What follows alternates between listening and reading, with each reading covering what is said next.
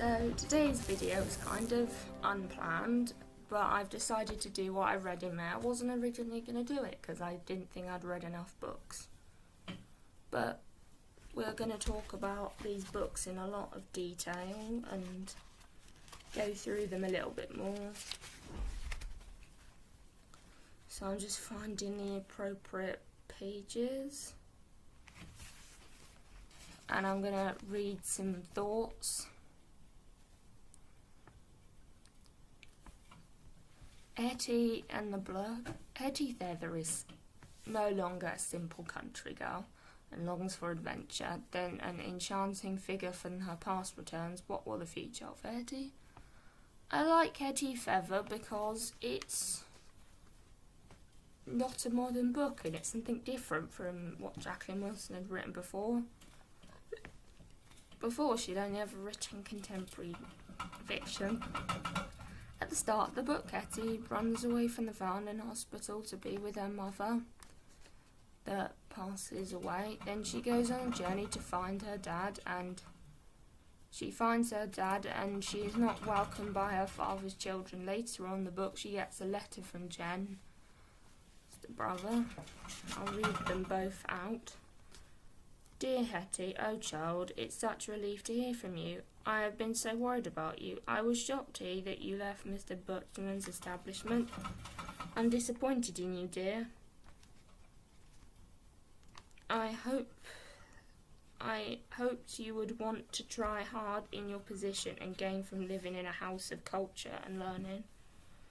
I'm sure you were mistaken in your assumptions. Mr. Butchman can surely not have wished to steal your memories. I think he wanted to help you develop your writing style, but it's too late for me to intervene now. I've written to the gentleman and he has assured me in no uncertain terms that he will never take you back. I do not know how you have been earning a living since. You know full well you should have stayed in touch with the hospital and accept guidance from your guardians. However, I will not be too hard on you because you have clearly suffered, sadly, losing your dear mother. I'm so very sorry, Hetty. I know just how much she meant to you, and it seems cruelly sad to lose her at this stage in your life. You asked me to ascertain Ida's real name. You must know that this is totally against all hospital rules and regulations. No governor could ever abuse his or her position in such a way. However, I'm not just a governor of the hospital, so your friend and mentor, and I'm fully aware it's vitally important to you to prove your folk that you are mother's child, and therefore simply as your friend and glance in the register found your date entry and wrote down the name. When I found it, it was Finley Anderson.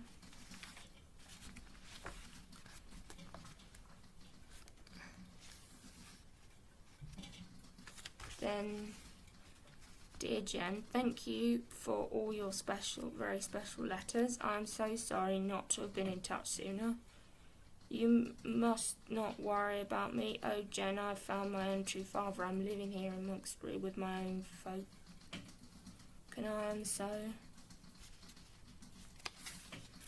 Then, dear Hetty, please brace yourself. I have very sad news. Father's heart has failed and he passed away 2 days ago. Mother has taken it very badly and is not herself at all. We are burying Father on the 19th at 12 o'clock.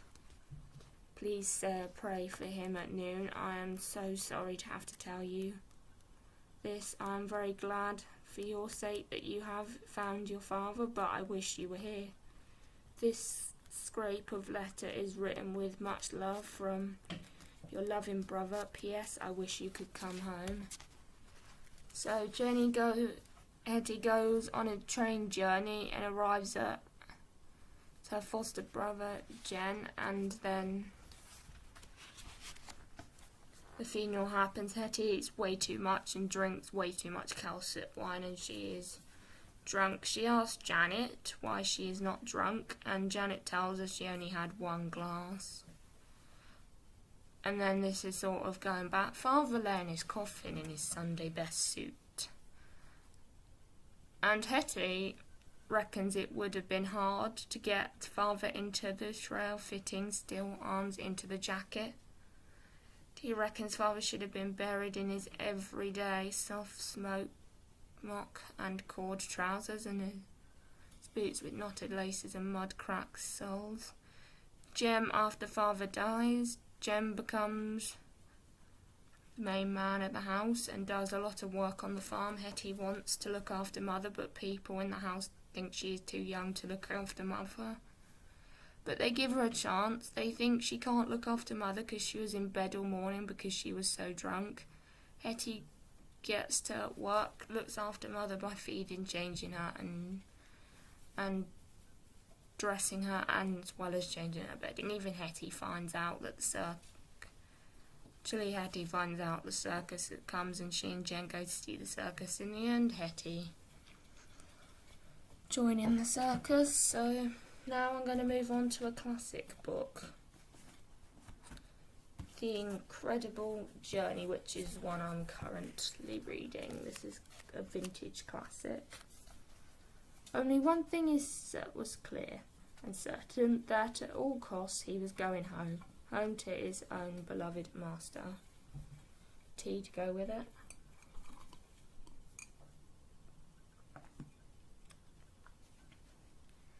The hunter children must go abroad for summer, so they reluctantly leave their 3 pets in care of a friend. But the faithful animals only know they must get home again, so the Labrador, the old bull terrier, Dainty Siamese cat set off on their perilous journey through the wilderness. But how will domestic animals fare against rival rapids, hunger, ice temperatures and fierce wild beasts, and if they make it, will their owners be waiting for them? And there's actually a lot of pages at the back, sort of to test your knowledge. I'm going to give you a bit of backstory about the author. Who is Shelley Burnford?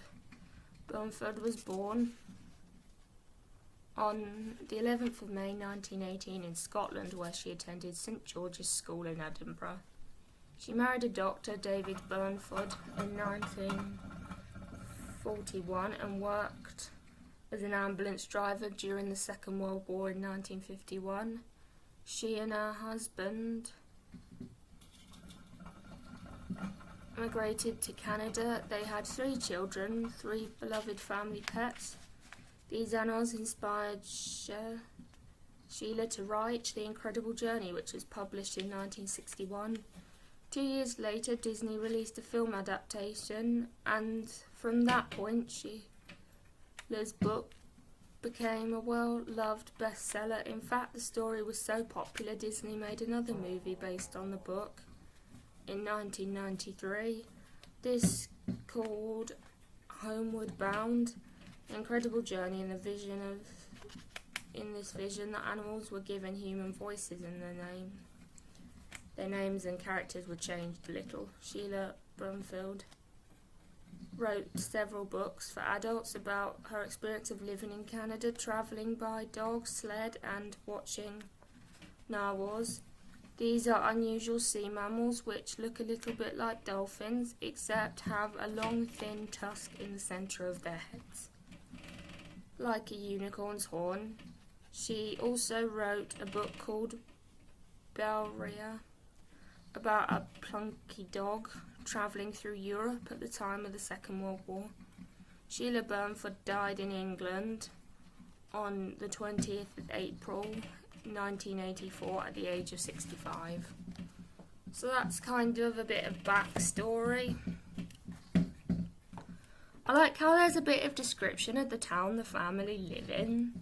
Stories set in Canada. There's also a bit of description about Canada. This book is set in the countryside. There are miles of country roads. The book has loads of lonely farms. There are loads of animals: moose, brown and black bear, lynx, fox, loads of wild ducks, So weather in the countryside is referred, and how half the year the countryside is blanket with snow. I like the book. I have read to chapter 3. In fact, I've read more. I'll tell you where I've got up to. I still have not finished it. Chapter 5. I'm actually going to do a bit of research, just real quick research. Like, this is just a quick bit of research. I know you probably aren't going to be able to see the research. Just going through my book just to find what I need to do this bit of research.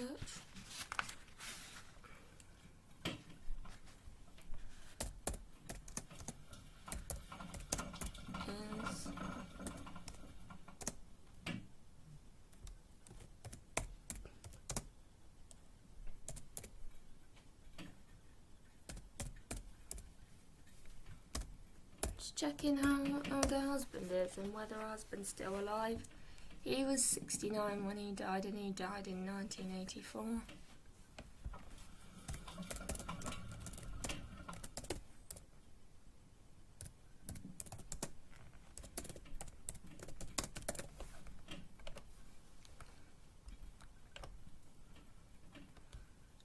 Bonfield died of cancer.